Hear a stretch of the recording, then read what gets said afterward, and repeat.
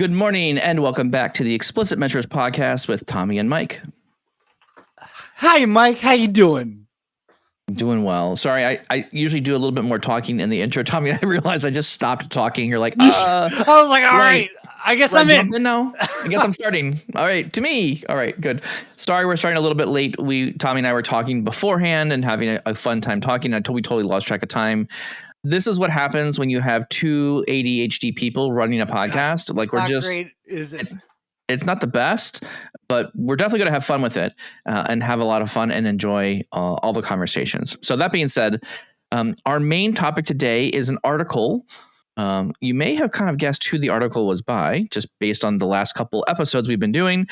But Stephanie Bruno has a really fun post on LinkedIn about if you had a magic wand and would ask for something from Power BI team, what would you build? What would you create? And so we're going to go through her article. And actually, I'd want to just review all the different features or just kind of talk about the things that people are asking for inside the chat that comes through on that message. I just want to chit chat about those things, see how that happens. So that'll be our main topic today, the Fabric Magic Wand. Let's jump over here to some news items before we get going. Quickly, before we get going here, I do want to pay homage to two events coming up. There is the Chicago event, the Power BI user group coming up on October 2nd. Tommy, do you have more information about that? October 2nd, you probably heard us talk about it enough by now, but sign up in person, downtown Chicago on October 2nd is the Fabric user group, and we're going to be doing Chicago's crash course on Microsoft Fabric. We're going to take advantage of being in person. You've heard it already. Mike and I will be there. There will be Jimmy John's. Make sure you go to the meetup link, sign up. We're really excited to be there. So should be super fun. Looking forward to getting the user group back up and running again, particularly in Chicago. I think it's about time to kind of get out of our homes, start meeting people and doing some in-person events. I think it'll be very fun. So make sure you use the link. I'm going to put the link here in the chat description right now. So that way you have it. This is the meetup link. You need to make sure you sign up. It is at the Microsoft Aon building. And that means you need to sign up because they need a list of people. And when you show up, you must have an ID with you so they can verify you are the right person and they'll let you into the building. So make sure you sign up on the meetup link and then make sure you also sign in. There's a little bit of a coverage cost on top of the event. So that covers just to make sure that you show up, you committed. And then also I want to plug another one here. Pittsburgh SQL Saturday is happening. It will be on October 18th. And there is also a pre-con day, October 18th this year. And it's an in-person event. And there's a pre-con day of a Fabric in a day. So I definitely want to plug that one as well. Another great event coming up that we really want to support. The link is also in the chat as well. And I think that's all the details for events. Tommy, give us some news items here. Let's talk about what do you got going on? First article. We'll get our feet wet, and the first one is update to the OneLake File Explorer. And Mike, do you use the OneLake File Explorer at all? This is the Windows application. Yeah, so this is basically OneDrive for OneLake, correct? I mean, it's like a little circle. Exactly. So I do use that, and I actually find that there is no way to download a file from the OneLake experience inside the browser, which I find actually kind of a little bit frustrating because sometimes I'd like to just download the file right from the browser and then work on it and then just push it back up. So I wish that was there.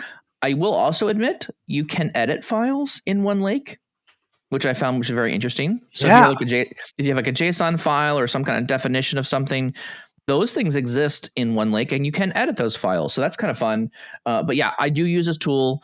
I'm happy that it's getting an update, but it just feels like simple. It's just like OneDrive and just, okay, fine. What do you think, Tommy? What's your opinion? I mean, the idea between the OneLake File Explorer is really the ability for people, if they're adding images, they're adding Excel files quickly to the OneLake and adding that in. And this is for teams working together. I think for you and I, sure, maybe for an individual, but this solves the, hey, put everything in SharePoint and Power BI will connect directly to SharePoint. And this completely solves that. Yep. So there's a lot of opportunity. You do, I believe, your Python packages as well, wheels. So for teams working together, this is pretty essential. The only thing I just have a little bit of hesitation around this one is because I've already got OneDrive. Now I have OneLake. Now I have two kind of like applications sitting on my computer that are just kind of synchronizing files and things back with my machine. I feel like it's a little extra bloat that I don't really want all the time running on my machine. Because there are times when if I'm uploading something big or doing something large, it's taking a bit of time for me to get that file up to those storage accounts. And sometimes it feels like it bogs down my machine. And again, I'm talking more for like a the OneDrive perspective because I have some pretty large files that we move around for the podcast and those get synchronized through OneDrive. But in general, I like it. It works pretty well. I've had good experiences with it. Yeah. And one of the, it's been all right already, but I think for a lot of people, consultants, it's OneDrive is a pain to try to sign in different accounts. You can do this in the OneLake File Explorer. There's some smart sync for your temporary files, and they're just working on some stability improvements. So nothing feature wise, but just again, I don't need this to have a really cool UI. Just make a sync. If I add something, make a show. That's what this is here for. Awesome. I like it. The other article we have here, I just lost my notes. The notes here is the second article is Migrating to Fabric Data Warehouse Guide. So it's migrating to a Fabric Data Warehouse. There's a guide that is now officially available. So Tommy, what do you think about this one? This is just generally, get yourself into Fabric. Here's some migration steps, an assistant, a strategy, and methods to get out of Synapse dedicated SQL pools and migrate Synapse stuff into Fabric. What do you think about this? So, Mike, this is right off our conversation with Brad a few weeks ago, and it's simply just we had the migration assistant. They're coming in all shapes and sizes now, especially for when you're dealing with all the different cloud sources. But this is great because you actually have 3 great migration resources for the Fabric Data Warehouse, for planning for Synapse dedicated SQL pools, and again for Azure Synapse dedicated SQL pools into Fabric. So this is great. Again, I think this is just the starting point to get this a kind of a one-click solution, but obviously we know that's not always going to be the case. Sure. So the more resources, the better. And this goes off our conversation to me from last week about capacity planning. So awesome. Yeah. So I think this is really good. I'm enjoying like all these different tools. I will say this, and at the end of the day, whenever I'm bringing more items, let's call them items or systems or processes, when I bring them into Fabric, I'll say I really substantially enjoy the integration of all the things that can talk to each other. It's actually pretty seamless to go from, oh no, I need to get a little bit more data here. The other day, I was just trying to rebuild a SQL server. I went to the old SQL server and then I didn't know how to do like a DAC pack or extract the old SQL information. So I literally just went to the database, ran queries from the tables. There was only a handful of tables. I ran the queries in the tables. I scripted them create as, went over to Fabric, just ran the create tables, did a little quick data factory pipeline, and then uploaded a little copy data. Hey, here's the exported data from the old thing, import to the new thing, boom, data just works. And my whole report just like lit up and the server was moved. It was very easy. Very seamless. And the fact that everything kind of works together, I could write the data in using a pipeline. I could access the data using a notebook. I could go to the lakehouse and look at things from there. Like it was helpful. I will say, I like having all the tools in the same place. This feels like what Azure should have been doing, which is make everything talk to each other. And I think this is a platform where they can really rethink that and make sure everything does, in fact, talk to each other in a seamless way. 100%. I really like it. Anyways, really good there. Check out the article. The article is in the link description here. I'll put that out here as well. If you're looking to get into Fabric or looking to migrate other things, Synapse and other solutions directly into Fabric, you can see that article here as well. I'd highly recommend a read through. Thank you, Priyanka, for making that article. All right. That being said, Tommy, what do you say we jump into our main topic unless you have any other news items? No, I'm excited for this one. All right. We have a caller. Welcome, caller. Caller number 1 today. Hello, caller number 1. We have you here today for our call. Welcome to the Explicit Measure podcast again. We really appreciate having you on. Welcome back. Thank you. Thank you so much. And thank you for taking my call yet again. I feel like we'll always answer the phone call. bombarding you with phone calls these days. So thank you. It's really fun to be here with you again. Excellent. Well, our main topic today is kind of be centered around one of Stephanie's posts. I think Stephanie did a great job of just kind of teeing up I feel like on the community, you just kind of lobbed a softball over to us here on LinkedIn. And like always, the community is very opinionated about what it wants to talk about and what features they like and what features they don't. So give us a kind of an overview. What was your statement? What was your initial kind of post here about? And what was your idea? Let's start there, and then we'll go from there to what other people said on the post as well. Okay. So, I mean, like all of us, whenever you're busy building in Power BI, you're just thinking, oh, why is it like this? There's just this one thing that I want, and it would make my life a whole lot easier. So Yeah. I assumed everybody had this feeling, right? So I just wanted to know if you could wave your magic wand and conjure one new feature in Power BI, what would it be? And the funny thing is that the feature that I wanted actually is already there. It's just that I can never find it. It's like my brain will never, it just will not stick in my brain. And what it Yes. was for me is just, sometimes I'm working on a thin report connected to a model, and maybe I have a different version of the model or whatever, Sure. maybe dev test. And so I would just want to swap it out really fast. Yep. Every single time I click on OneLake, the OneLake button there. Yep. Sure. In the get data ribbon. And then it says, now you have to add a local model. That's not what I want to do. I just want to swap it out. So of course, the right way to do it is in the data source settings, but I never remember that. So for me, I guess what I'm asking is for my own brain to actually have that stick. But fortunately, everybody else had some great ideas. So I think that's what we're going to talk about. Well, I mean, again, let's be really clear here. Like it's not good design. I mean, my issue here is like if you're looking to do this and you continually forget where the button is to do that, it probably should be a bit more discoverable in general. Like I'm in this report, I'd like to exchange my connection. There should probably be a bit more menu or another item that says exchange connection, or a button that's on the ribbon that's, hey, one of the things that's also very difficult to understand, and I'll add to your feature here, is how do you know when you're in a live connected thin report, right? It's actually, you have to go to the very bottom right-hand corner, and there's this very tiny line that says live connected. So for users who are newer to the program, how would they know? Like, how would you know how to switch things? You would just assume, oh, shoot, I just got to rebuild the whole thing, or dig around. But to your point, that should be highlighted more. I think that's a common use case, and that should be a bit more visible on the main ribbons. So I'd unbury it. All right. Thank you. Thank you for making me feel a little less embarrassed about a feature that already exists. Man, if we only had this pipeline thing that could make data move across these. I have a question. How often are you wishing for a magic wand when it comes to when you're working in Power BI? Is this coming from a sense of frustration? Is this like after 7 times I'm going to, kind of pull out, cross my fingers and hope it turns out well? Or when does this kind of come about? Because I think we all have sometimes that frustration, whether it's a UI change or it's like, man, if this could be a certain way. So yeah, love to hear.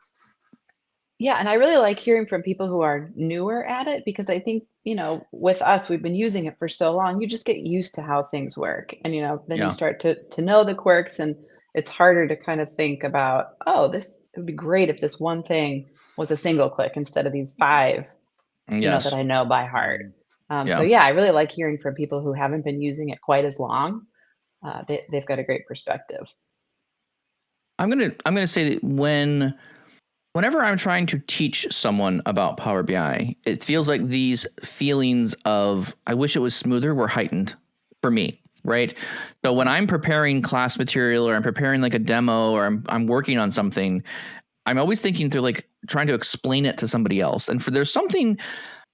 Maybe I'm weird. I don't know. Yes, I am weird. But maybe there's something therapeutic about being able to explain something to somebody else. But you really have to boil down what you're doing in a way that someone else could understand, like the sequence or the steps, right? So for me, I feel like a lot of these feelings of, man, I wish this wasn't so much friction filled, or man, I wish this.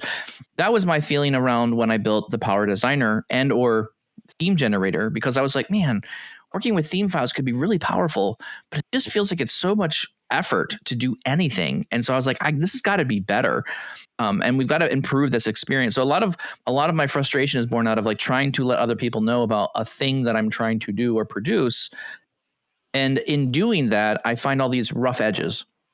And I think us as MVPs, we're just more vocal maybe than everyone else. Everyone else might be thinking it and being like, I have no voice. I'm not going to do anything about it. But like, I think as MVPs, we've already made the acknowledgement that we're loudmouths. Like we're going to say things like whether we like it or we don't like it, we're going to let people know with feedback like here.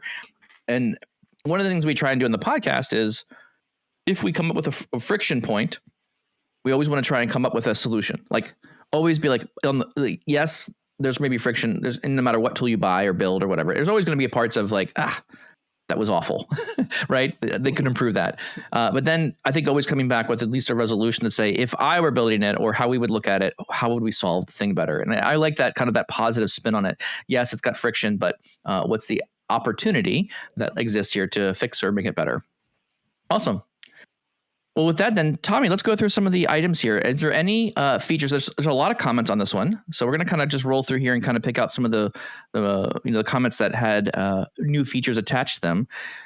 I'll give it to you, Tommy. Let's go through your stuff. What do you think first is one of the other feature requests that came in the comments here from this post that you want to put on or pick about? It's interesting when you put this out to the social spheres, kind of what would people ask for? Would it be bugs? Would it be design? And it looked like by far and away the most requests were around developing and authoring.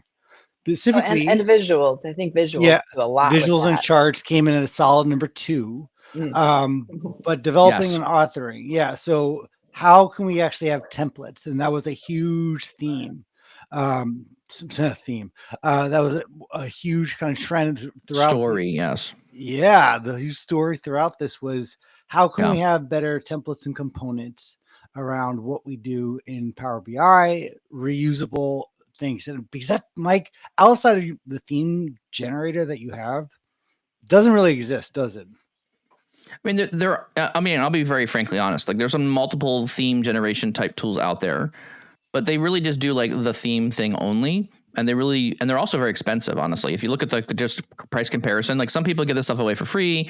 I try and give away a lot of the core part of the program for free. And we have some premium features that we want you to kind of use and help us pay for, because I'd like to fund more features. So that's kind of my way of like, hey, if this is saving you time, please help us support the furthering of continuing to creating new features in this tool. We'd love for you to help our community build a better tool. And that's why we're trying to keep the price really low. But most tools I see out there are like $8, $10, $12 per month just to do theming. And I think to myself, dude, I can buy Power BI, all of Power BI desktop and everything in Power BI.com for $14. Why would I want to double my price just to get a theme generator to stylize some things? So that's why we price things at around $2 or $3 per user for using our theme generator tool. But you're right, Tommy, there's really nothing that exists. And I'm now starting to see tools that exist that are like wireframing. We've had this for years already. Templating. We've got templating already as galleries that's already existing. So I think you're right, Tommy. There's one of the main feedbacks I've always heard with Power BI is I'm good at us. I have respect for all of us. We're all really good at shaping data, getting tables together, dropping in a little DAX. We can do that. It's when we get to what does the aesthetics look like? And I feel like that's a slightly different eye or study or field where I just enjoy the numbers. I don't really I enjoy the graphics side of it too, but that's something that we don't study, I think, as much as getting the numbers right. Because, I mean, at the end of the day, if you don't have the numbers right, you might as well not even report anything, right? You just stop right there, because that doesn't help anyone. But on the flip side of that, I also think you don't drive a lot of engagement with your reports if they don't at least look pretty and function well. And so now with Translytical being added to like the mix, you can make a full data application where you're reading data and then you're pushing data out and you're getting data back. And like, you really do need to think about the whole user experience, the UI UX experience. And I think did a lot of things here. Kurt pulls this out as well. Kurt talks about using visual templates or a better way of having a component system. Like, let's imagine putting 3 or 4 visuals together to make a group of things that you just drop on the page as a group, and it just kind of always stays together. Like, I'm always going to put this background, I'm always going to put this image, and then I'm going to put this visual on top of it. Make it a collection, an item, as a dedicated element that you can reuse. And we've been doing a lot of exploration on that front. So we actually have projects with clients right now that are doing really heavy report automation. So stay tuned. That's probably going to come to part of the Power Designer product in the near future, where we're going to be more heavily automating your reports. Think of it like, have you guys both used Deneb? Oh, yeah. A little bit, yeah. Okay. In Deneb, you define, like, it's a JSON. I don't really love the fact that it's JSON, but you define a structure in JSON that describes what you want. Hey, I'm going to make a mark. My mark will be a bar. This bar has a height. This bar has a width. This bar has a color. There's like properties. You basically bind data to properties. It's called a grammar language to build visuals. You just describe what you want, basically, and then the code interprets what you need into an actual visual. Why can't we have the same thing, a grammar visual for reports? I want a page. We all know what a page is. A page has a width. A page has a height. Why can't I just speak to the tool and tell it what kinds of properties I need it to adjust, and it just works? So stay tuned. We're working on things like this. And so why not have heavy report automation using these report grammar language design? So we're actually actively building on that. So that's, I think, a really good point here. And I think that's a really good feature. I'm not sure Microsoft will ever really build that, though. Right. We talked about this before, about how, I mean, Microsoft does depend on the community for for some of the tools, right? So they've said, we're not going to build that because we know that our community is doing it and they're doing a good job.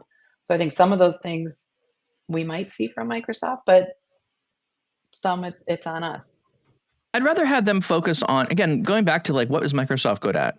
Microsoft's really good at being like slow and methodical and building like the scaffolding, right? I don't want Microsoft really to come in to like put the furniture in the room, right? I don't want them to really come in and decorate it, because my preferences may be different than theirs. I may go minimalist, right? I may have lots of, warm clothes or warm, lots of fuzzy stuff on the floors and carpets, and like someone else may just do minimalism. Like, I don't really want Microsoft to kind of come in and tell me this is the design you get. I think we want the framework. I want them to give me like the scaffolding of the building, and then I'll come in and decorate how I want. And so I think this is part of where the community can come in and build the things that they feel like the community needs. And then Microsoft should really give space to allow the community to really step in and fill these gaps. And then at some point, I think this is it's a better product for the end user anyways, right? Microsoft could increase, let's imagine, I'm just going to spitball here for a bit. This is going to be an episode filled with lots of tangents and randomness. Right. All right, here we go. My question would be would you like to have Microsoft add $10 to the product and give you these features, right? So $14 a month, Microsoft says, no problem, Tommy. We know you want all these really fancy visual things. You want components, not an issue. How about we add $10 to your product and we'll give it to you? And I think most people would be like, I'll just deal with it. Like, I'm okay. I won't act. Nah. You know what? On second thought, how about not? Like, I think some people would actually pull back some of their requests a little bit if Microsoft just said, I'm just going to add money to the product to add developers to get it done and have that done. But here's where I think the community, and particularly people who use Power BI, this is where the free market, I think, makes a lot of sense, right? Again, my space of theme generation, there's lots of tools out there that do it. Some of them are 100% free. Some of them are supported and pay money for them. I think at the end of the day, the tools that are the right price with the right value, they're going to kind of bubble to the top and be like the leaders in that space. And so that's kind of what I'd like to compete in. I think I'd like to think of, put your money where your mouth is, community. If you want this, go buy the products and the tools that are helping you build that direction. That way they can build better stuff for you. So I think it's fair. And then I may not want to pay $10, but it may be worth it for me to pay $3 or $4. That might be the right balance for what I need for extra features. So I get it, but we can't, it's unsustainable to have Microsoft say for $14 a month, you get everything you would ever want, and we'll always build all new features, and it'll never go up in price ever. That seems like you're going to be building more code. It's going to be more costly to build and run and do the things. At some point, they're going to have to push the price up a bit if they keep doing that. Anyways, that's just my thought. Tommy, what's your reaction to that? I think you're going to say something. So I to a point, I'd agree with you. Of course, it's never going to be the perfect product, and it's going to have major updates every week. And yeah, maybe we're also spoiled at first with Power BI with the monthly updates of 10 years ago. But honestly, yes, you can build your own. It's open source. I know you love saying that because Microsoft is much more open source. But with the Fabric environment, Mike, heck, even with Power BI and the external tools, that was great for a single user, but the workflow still wasn't seamless. It wasn't really integrated with your daily workflow. I use external tools all the time, but with templates, Mike, and trying to have kind of these integrated assets that are unique to me. Yep. It works, or it kind of worked in Power BI desktop, but it wasn't something that was part of the tool of the application. It made it much harder. And this is something we've been asking for a long time. And I think there's only to be more of this with Fabric, with notebook templates, be able to customize that. I don't think that's a major ask. And you can't really do that yourself now in Fabric. Well, I want to maybe point on like yes and no, right? So workloads give you the ability to drop stuff in automatically, right? And that's one of the advantages that we get with our Power Designer, which is the theme generator revise, right? This is why I'm so big on this. Workloads are amazing. They're incredible. If you're any kind of company who's trying to share data with another company who has Fabric, you better be looking at workloads. Call me if you need help, right? So I think this is an amazing. So this is one of the things that Microsoft has opened the door to, where organizations can step in and say, I'm going to build a proper data product that will allow me to share easy data shortcuts. It'll allow me to share reports and semantic models. You can auto-publish things directly into customers' tenants for them. So, and you can shut off the data stream from a permission standpoint as well. So there's a whole bunch of really rich features that Microsoft is now opening the world up to with workloads. And I think this is huge. I mean, I don't see Databricks letting customers build things like this. I don't see Tableau letting people build like custom things like this, or even Snowflake for that matter. Maybe they have something I'm not aware of it. They could. But the fact that I can embed my app directly inside of the Fabric product, and Microsoft's giving me a handshake of like, we're going to trust you. You're going to be able to do things on behalf of the user inside the workspace. That's huge. And so it's stuff like that, Tommy, where I think like, yes, we were in a world that this was like hindered, but now we can have all the things, right? SAP can show up. SSAS, whatever the statistics program is, like they can show up, they can build their own data product that's around their stuff. Oracle could show up and do things with what they're doing. Like, who knows? I don't know what people are going to build, but this is the idea of like, what is going to be most valuable to the end user? It's up to now these companies to kind of decide what's the level of investment they want to produce. And now, to me, this makes Power BI just that much more robust. You have all the artifacts that are coming from Microsoft, notebooks, pipelines, those things. What if someone comes up with something new with vibe coding? I don't know.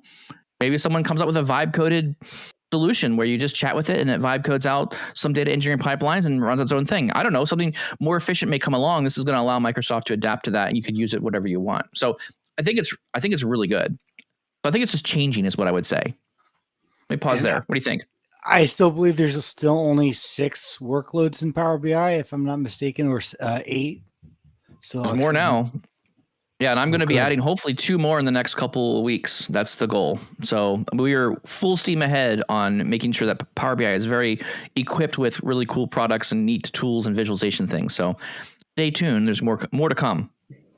So yes, and I think that's a great point. Like, we can split these feature requests out into things that we as the community can build, but there are some that we can't, right? Like some things are still just a part of the product that we need. So like a lot of the core visual ones is what I'm kind of thinking about. And especially from the perspective of, somebody who's maybe, again, newer to Power BI, they want certain basics in the visuals. They don't want to have to go look elsewhere for it. Oh man, I love what you're saying here. This is great. This is you're hitting on all the things that I friction point with the team right now. Keep going. I love this. Let's go. Keep going.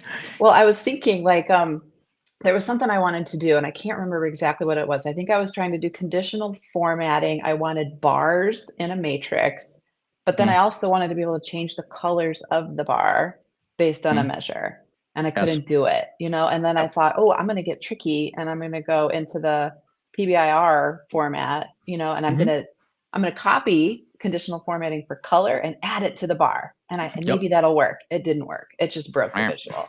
So, that's something I just could not do. And so even with, community tools, I don't think that's something I could do. So I think to your point. Well, I'm going to challenge you there, right? So I think your way of thinking about things is good. But you can do this, but you have to go towards SVG as a measure. And then you just hit a big cliff because now I'm like, okay, it's possible. But to your point, right, it's not like part of the tool. There's not an easy UI to kind of get you to a place where like, oh, in your mind, this is where large language models should help us, honestly, right? This is exactly where this should sit, right? Hey, Mr. Language Model, I'm going to build a measure. The format needs to look like this, and I'm going to bind this data to this bar, and the color of that bar must be this. Build me an SVG bar chart that has these things, and this is the input data I'm going to give you. So to your point, right, it should be easier, not disagreeing with you. But here's where I think I want to push a bit more on the community tools, right? When you open up things like workloads, why do you need to build a Power BI report with a matrix in it? Like maybe the answer is using something more like Deneb, which does give you that level of flexibility. Now, again, it's very code driven, but what if there was a UI that kind of helped you get to that starting point or helped you get to that next level of things that made it a bit easier for you to use these different tools? And so I think, Mike, to your point, my biggest gripe with the core visuals is if Microsoft doesn't build it, it can't be done. And so there's all these workarounds you have to know about with core visuals to get them better. I really feel like Microsoft should have embraced the Deneb and Vega and Vega Lite type mentality of like, look, there's a spec out there. We're going to add a visual. I mean, the fact that Microsoft didn't go buy Deneb and just drop it in as a core visual is like beyond me. They should have just done this. Like that could have been like the easy button win of like any new visual that I think literally the Deneb visual by itself could kill the entire app marketplace for all visuals. I'm like 90% of them could disappear if you had Deneb because it can build everything. It does all the stuff. And can you add a slider button to a visual in anything core visuals? Like literally like put a number, hey, I have a bar that you slide up and down that adjusts something on the visual. Do we have that other than the X or Y axis? Sure. No, this doesn't exist. So the idea is like Deneb and the Vega visual itself allows you to add like specific data controls on that visual. That's the kind of stuff we want. Like can we make that easy? How can we get this easier to put in people's hands? So the capabilities are really high. It's just that we're limited by the team and what they're allowing us to do inside core visuals. So I don't want to discredit your idea, Stephanie, because I think it's a brilliant idea, but I think we're on the cusp of something really changing here. And now that Microsoft has opened the world to other visuals or other workloads, I think we're actually to a place where right now someone could really come in and disrupt some of the existing visual market because of that. That's that pattern. I am going to refrain on the Deneb. So just Tommy. say I just want to say for the note I disagree because then it's going to be why is Deneb? We're going to have to change the title. Stephanie. No, go ahead. No, Tommy, go ahead. I want to hear it. This is where the goodness comes in from the podcast. We argue about things. Okay, craziest thing you've said in 460 episodes is you think that Deneb can take over 400 other custom visuals. Tommy, now, no, hold on. Hey, was I wrong on episode 1? Fine, you got one thing right. Kind of thing. Maybe 2. Maybe two. There are a lot of things you say that I do agree with and sound logical. This one though with Deneb, listen, yeah. What happened to Charticulator? Go watch your 10 episode Charticulator playlist because that was going to be a thing too. Deneb is great. Tommy, you think shots fired? No, not shots fired. You think Charticulator's dead? I'm bringing it back to life. Don't worry, Tommy. It's coming back with a vengeance. This is going to be like, Terminator 2. With Charticulator coming back with like more power, more everything. There is I things wanted that on to my work so bad. There's things on my idea roadmap, Tommy. You will eat your words. Keep going though. Let's keep going. So Deneb can, at the final output, do, to your point, a lot what the custom visuals can do. Agree. However, now you're expecting everyone to be a true developer working in JSON, and the Deneb is awesome. It's an amazing tool, but that is not for the faint of heart, especially in the environment that it's in. From the UI point of view, the documentation. The documentation is incredible, but my gosh, you need to understand some concepts that if you're not coming from web design, you're not going to understand it at all. And to try to make those small changes you cannot expect. Maybe 90% of the visuals can be solved, but 90% of the people cannot. And this Tommy, is the big. I'm going to challenge you here. Okay, I understand. I fully want to acknowledge your point. I agree with you, Tommy. Writing JSON and reading the JSON visualization spec for Vega and Vega Lite, difficult. I would agree with you, 100%. But are we smart enough to figure out how to uncomplexify that spec and make it clickable and easy to use and other? I think the answer is yes.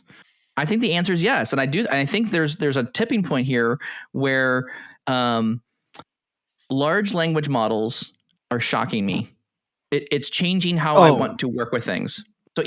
So I have no fear going into any Python notebook now and be like, I can data engineer anything I want now. Like I know a good amount of Python, but I have been learning a lot more Python by just saying, oh shoot, I can't get these two table things. I have two data frames and kind of got to get them together.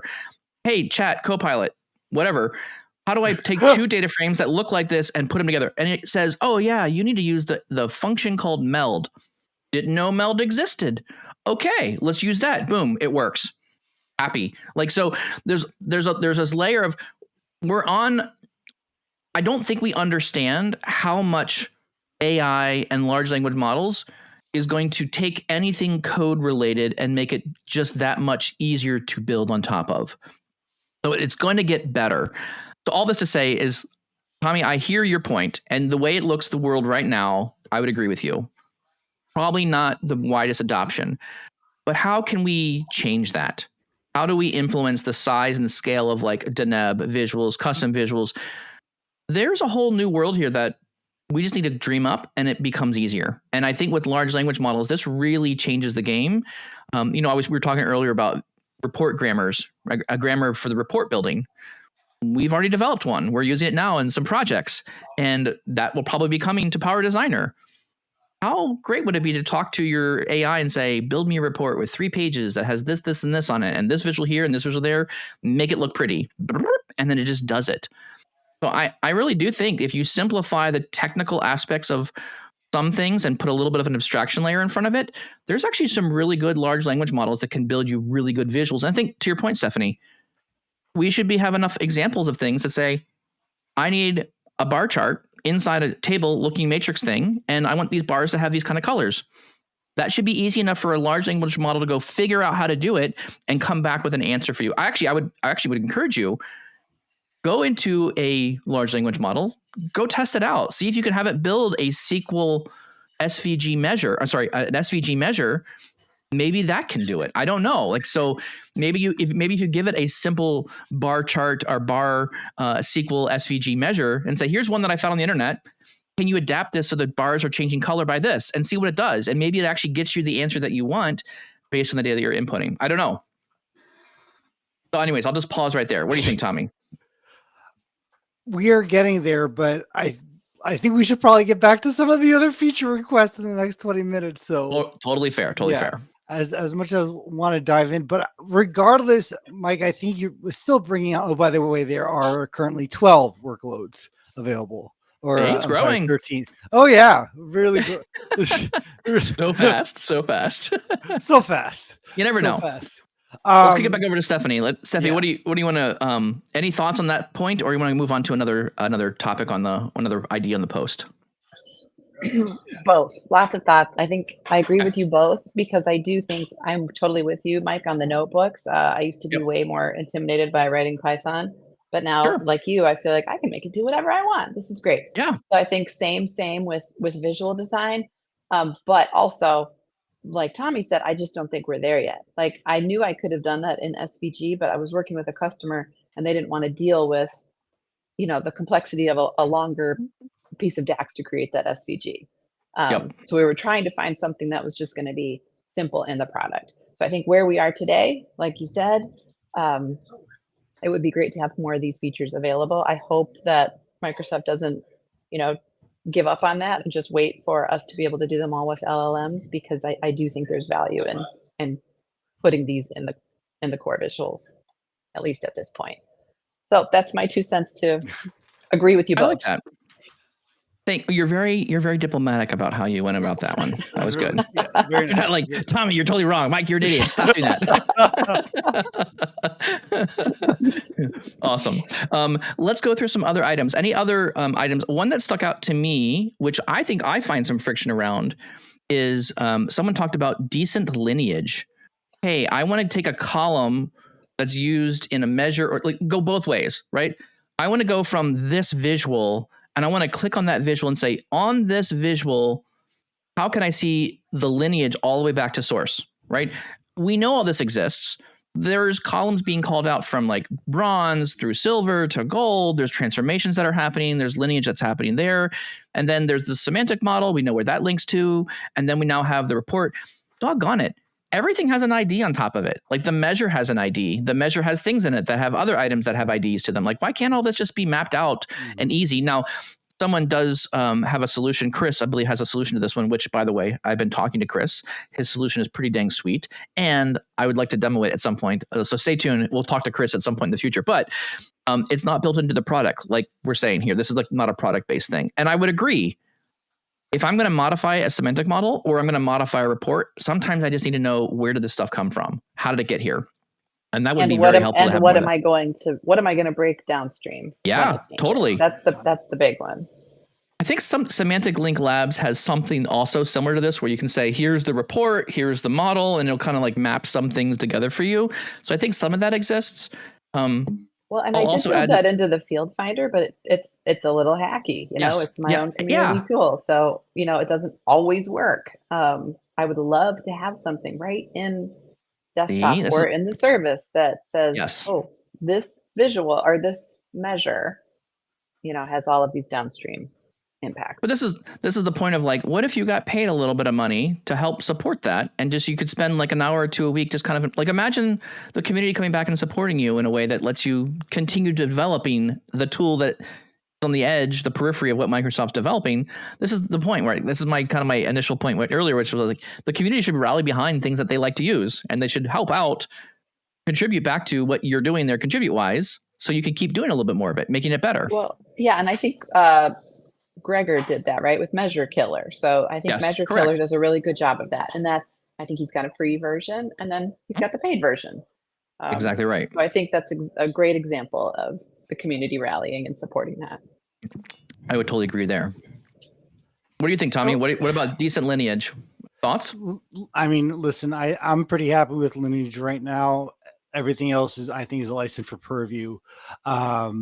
There, of course, there's a lot more we can do with lineage. I think, honestly, that's just the game we're playing in, where that's always going to be a complicated kind of endeavor. Anytime we have our dependencies between models, tables, visuals, it's just something that we have.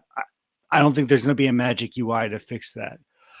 I did actually want to talk about a few others on the list here, just to make sure that we covered them, unless there's anything else there you wanted to do.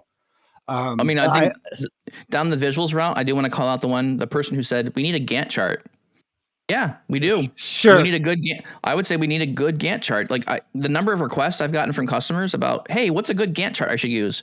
And all the ones I've ever found were kind of like meh at best, which is then I usually just fall back to Deneb, because then I can customize a crazy good Gantt chart, because it's got so someone has made a really amazing spec that is an amazing Gantt chart. Like, it's incredible. Like, yeah, I want to use that thing. And then I could change. The point is, once you get to something that works, like, what do you want to do? Like, I want to change the colors.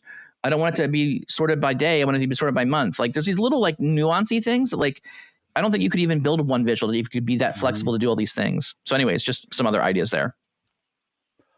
There's actually a few here on data governance that I'm surprised actually was one of the higher kind of requests for a magic wand. And we talked about the lineage, and deployment is another one, Mike, that we've talked about for a long time. We have the deployment pipelines right now, which is great. And we have GitHub. Mm-hmm. But for a lot of things, when we push things live, I think that, for me, this is a magic wand that I would definitely want to have in terms of different ways that we can deploy the content, because the GitHub is great right now, and like I really do enjoy it. But Mike, if I had to ask you, if you had one, and you can't say something that's going to come out, if there's one, yes, Deneb actually would work great in GitHub too. Yes, because it's all code. Wait, so, just every Deneb. Sorry, Tommy, go ahead. Everything Deneb. The integration between Git and Power BI workspaces. I'm not talking about features that can be implemented. I'm talking about just those two products or platforms. Is there anything you felt is where there's the bridge is can't cross over in terms of the workflow that you do in Git and Power BI workspaces? So you're just basically asking what limitations I'm seeing through GitHub that I just don't love. Is that what you're asking? Is that the kind of the question you're asking? Exactly. I think the security aspect of GitHub, personal access tokens back to Microsoft, not the best experience. I honestly don't even think personal access tokens are even like a sanctioned Microsoft approved way of connecting to things anymore. I think there's better ways of securely connecting things. I was talking with Matthias about how to connect GitHub to, or even DevOps, Azure DevOps, directly to talk to repos and to Power BI and using APIs and things. There's better ways of doing this where you are just providing dedicated access. I don't want to refresh tokens. I just want it to be securely. This website is securely able to talk to this website. That's what I need to have it to do, right? That's the end goal here, is to make sure that it's super secure. Set it up once, I authorize it, and it's good to go. And it can't use my personal credentials in any way, because that just adds me as a weak link to any part of the process. Most security breaches, I think, Tommy, if you look at like the documentation, it's the guy who has the password on his screen writing it down because something is in plain text somewhere that someone can see and steal. Like, people are the problem with security, but how they store things, where they put the information, it's the people that are the problem. Most of the technology is pretty secure if you use it correctly. So that would be my one thing. There's too much friction, in my opinion, getting from GitHub to Power BI, especially in the enterprise space. If you buy GitHub Enterprise, all kinds of weird things that people do there that make it difficult to work with. So that's one area of friction I would like to see improved. What were you thinking, Tommy? I'm guessing your question came with like, you had a thought that was like friction that you saw. To me right now, when I'm publishing it in GitHub and then I have to go back to Power BI, I feel like the workflow is a little weird, right now, where once I have everything published in I'd agree. You know, and that's what I'm trying to say. This is not necessarily a technical bug, but once I publish my workspace and it's or my repository, that branch is main. That means, in a sense, live, go. There's sometimes a few steps. I'm like, okay, this is good. We've committed this. I made those changes. Like, oh yeah, now I have to go to Power BI as well and sync those changes in. To me, it's kind of like the repository for me should kind of be the live, what's actually live.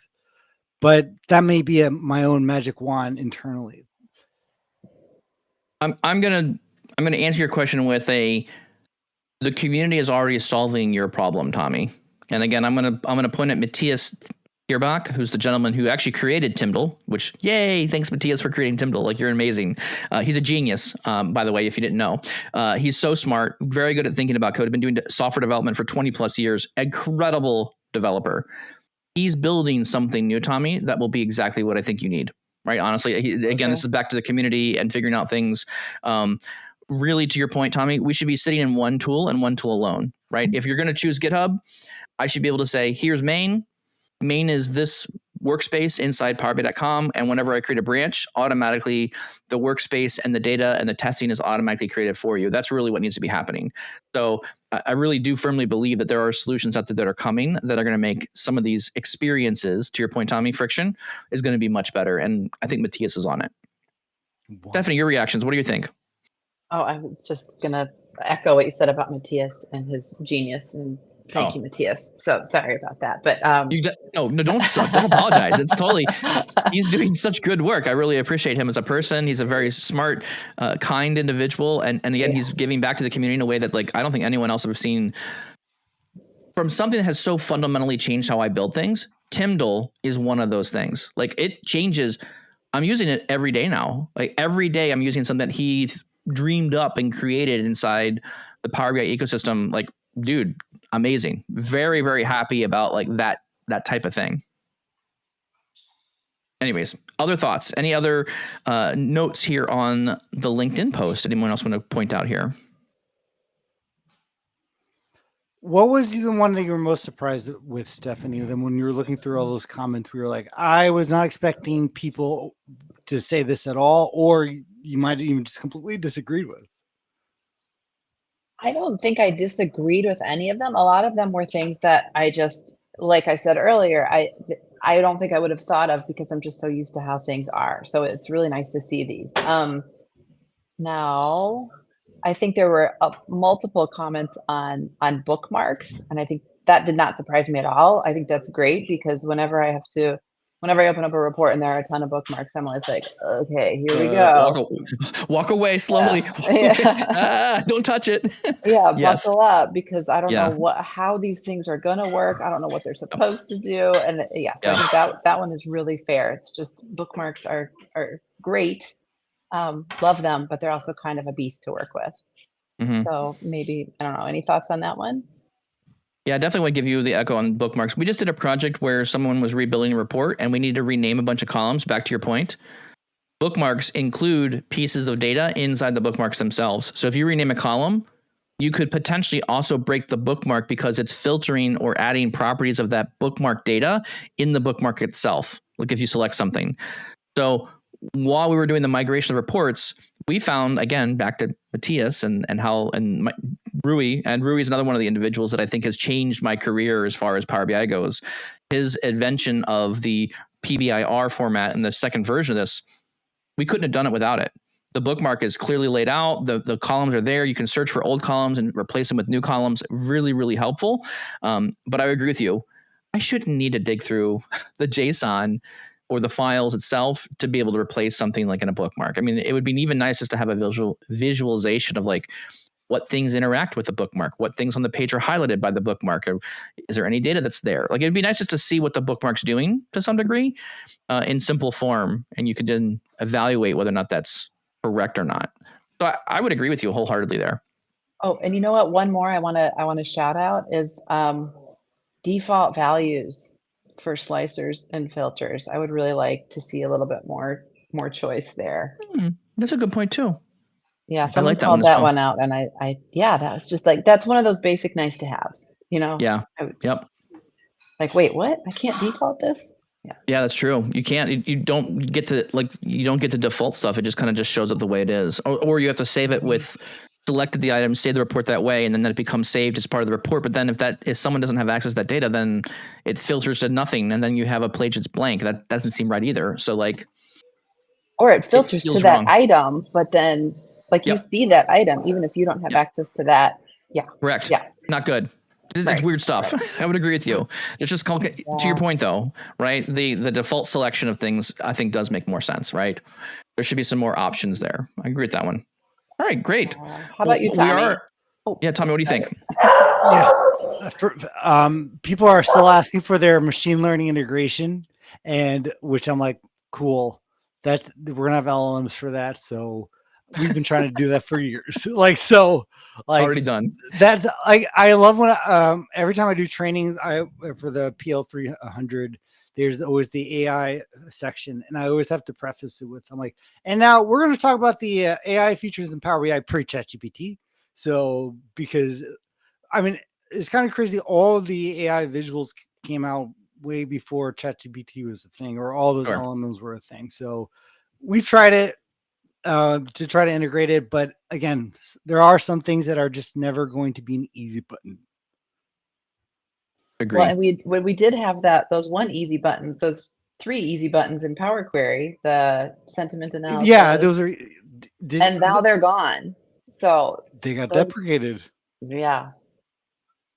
Must have not have had a lot of usage, I presume. I mean, I didn't I'm really feel like there was that's right. But then when I did post about that one too, and there was a lot of response on people being pretty Interesting. disappointed about the loss of that. Yeah.